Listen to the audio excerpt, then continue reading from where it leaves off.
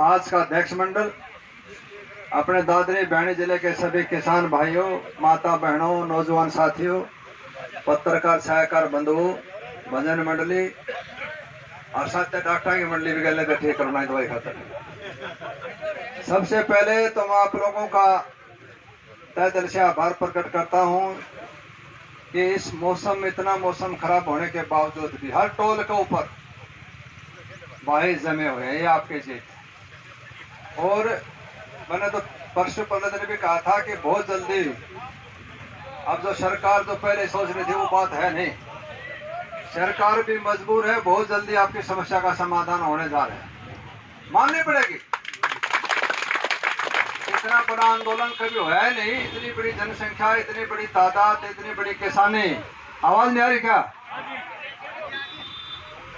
सवाल ही पैदा नहीं, वो मालिक भी देखता है। मैं भाइयों से एक प्रार्थना करना चाहता हूं, जो भाई दूसरे भी भाई हैं अब गांवों के अंदर है, वो यार अब तो कोरोना भी खत्म हो लिया और इससे बड़ी खुशी की बात, दो बाजी भाई हैं बीच माइल लाएंगे तो सिर की बाजी है या अधूरा काम नहीं है। इसलिए इस लड़ाई को जीतना हर हालत में जरूरी है। तो मेरी भाइयों से प्रार्थना, वो सब भाई शामिल हो। और एक भाइयों से और प्रार्थना है, मुझे एक बात याद आ गई, जब बेसम पिता में सरसैया पे लेटे हुए थे लास्ट स्टेज के ऊपर, तो वो उस डेट के लिए भाई कौन सी डेट उसमें आ जाए तो उसमें अपना शरीर को छोड़ दूं मैं, उसको भगवान की कृपा से उतना अपने वरदान मिला हुआ था। तो भगवान श्री कृष्ण ने दृष्टि से कहा कि ये बुजुर्ग है लास्ट स्टेज के ऊपर, इसके साथ इसके पास जाके नीति का ज्ञान लो। तो विषम पिता मेरे पास डेली युधिष्ठिर आता था, लेकिन युधिष्ठिर मन मन में ये संकोच हो रहा कि भाई द्रौपदी नहीं आ रही और बगैर पत्नी का परिवार पूरा होता नहीं, मेरा परिवार का हिस्सा दबा नहीं रही।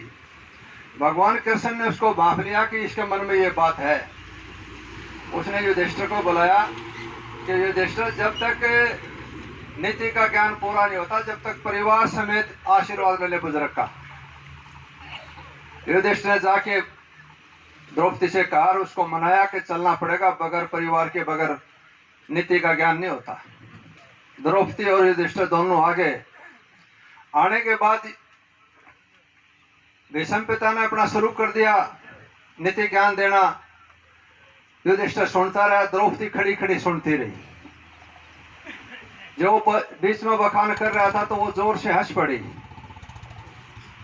तो युधिष्ठिर भीष्म पिता मैंने कहा कि मुझे पता है क्यों से, इसका कारण है, मुझे पता है इस बात का। मैं चाहता हूं कि द्रौपदी भी मेरे से प्रश्न पूछे। तो द्रौपदी ने तो वही प्रश्न किया, कितना बड़ा ज्ञानी ज्ञाता होता तो आपके सामने आपकी पुत्र वधू की इज्जत सरेआम सभा के अंदर लूटी जा रही थी, जब आपने नीति का ज्ञान नहीं दिया। भीष्म पिता में बोले, मुझे पता था आप यही क्वेश्चन करेंगे और मैं बड़ा खुश हूं इस बात से कि आपने ये क्वेश्चन किया। बोले ऐसी नौबत क्यों आई? बोला उस टाइम मैं उस दुर्योधन पापी के साथ था, वो मैंने पाप का अनुष्का खा रखा था, मेरी बुद्धि भ्रष्ट हो गई थी। इसलिए जिस प्रकार इस कोरोना के अंदर दूसरे भाई पिछले दरवाजे से बेईमानी का जो खा रहे हैं, अपनी औलाद को खा रहे हैं, खमा रहे, खुला रहे हैं।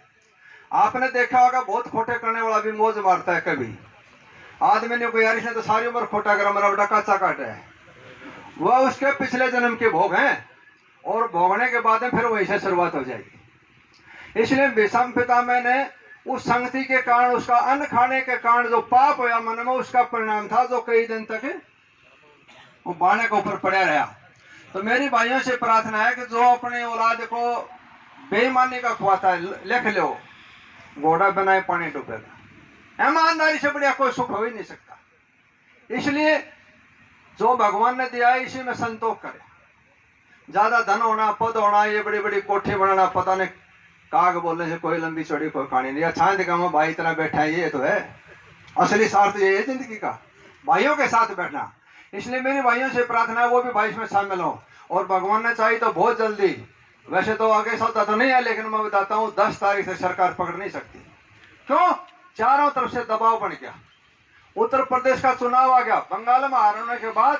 और ये भी आपको बताता हूँ, योगी आदित्यनाथ भी जो तानाशाही कर रखी थी पूरा उत्तर प्रदेश, 3-4 टोलों का कल शही उत्तर प्रदेश के अंदर टोलों पर बंद कर दिए थे लोगों के दबाव में आके।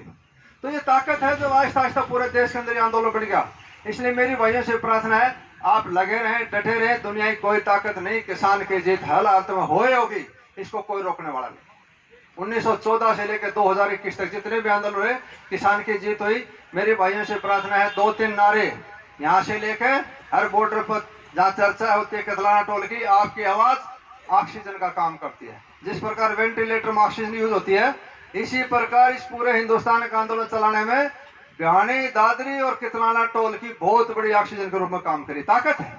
इसलिए 2-3 नारे मेरे कहने से लगाना, जो आप सब भाइयों की आवाज Tikri border, Shahjahanpur border, Sindhu border, हर बॉर्डर पे पहुंचे, आवाज बुलंद करना, किसान एकता, किसान एकता, आप एकता, भाईचारा एकता, नारी शक्ति। आप लोगों में बहुत बहुत